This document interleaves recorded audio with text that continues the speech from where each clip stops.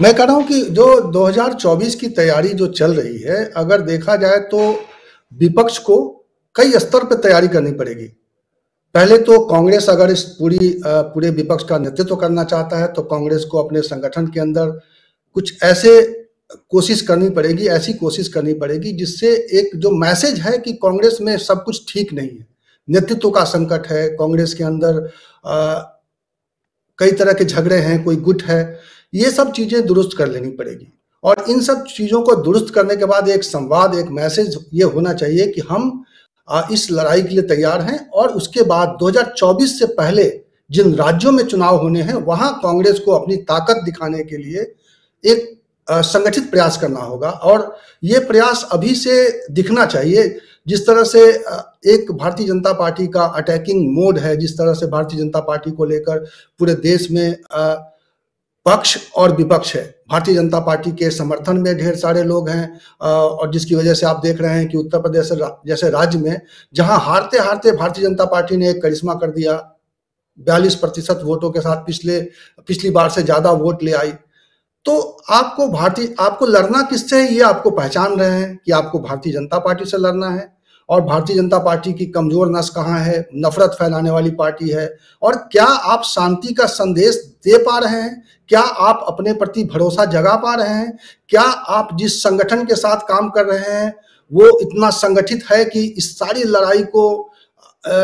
लड़ाई का मुकाबला कर सकती है? और क्या आपके अंदर विद इन अपोजिशन कोई डिफरेंसेस नहीं है, कोई नेतृत्व को लेकर कोई आपसी टकराव नहीं है? तो इन तमाम तरह के संदेशों के साथ अगर आएगी पार्टी, कोई भी पार्टी, वो उसका नेतृत्व कांग्रेस करे, उसका नेतृत्व कोई और करे, उसका नेतृत्व साफ ना हो, लेकिन ये मैसेज साफ हो कि भारतीय जनता पार्टी को सत्ता से बेदखल करने के लिए और उस देश से नफरत की राजनीति को खत्म करने के लिए जो लोग आए हैं सामने, वो बड़े मजबूत लोग हैं, और उनके पास देश के आगे रोड मैप क्या होगा उसके बारे में भी उनके पास एक रोड मैप है, एक नजरिया है और एक पूरा प्लान है।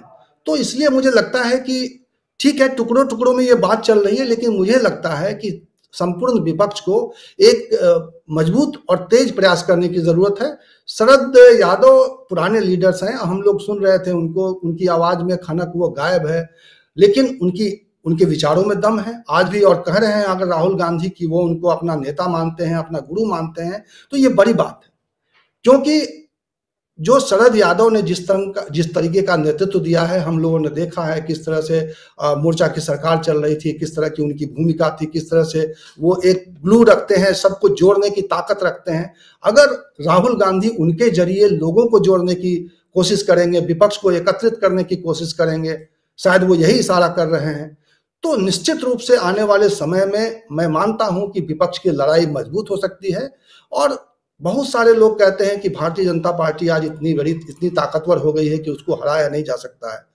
हमने देखा है उत्तर प्रदेश के चुनाव में इस बार की भारतीय जनता पार्टी का कॉन्फिडेंस डगमगा गया था, और जिस तरह का चुनाव हम लोगों ने देखा है, जिस तरह के नतीजे सामने हैं, जिस तरह के अधिकतर सीटों पर आप 70-80 सीटों पर जो गैप है सत्ताधारी पार्टी के बीच में और विपक्ष के जो जीतने वाले लोगों के बीच में, तो कितना थिन मार्जिन है।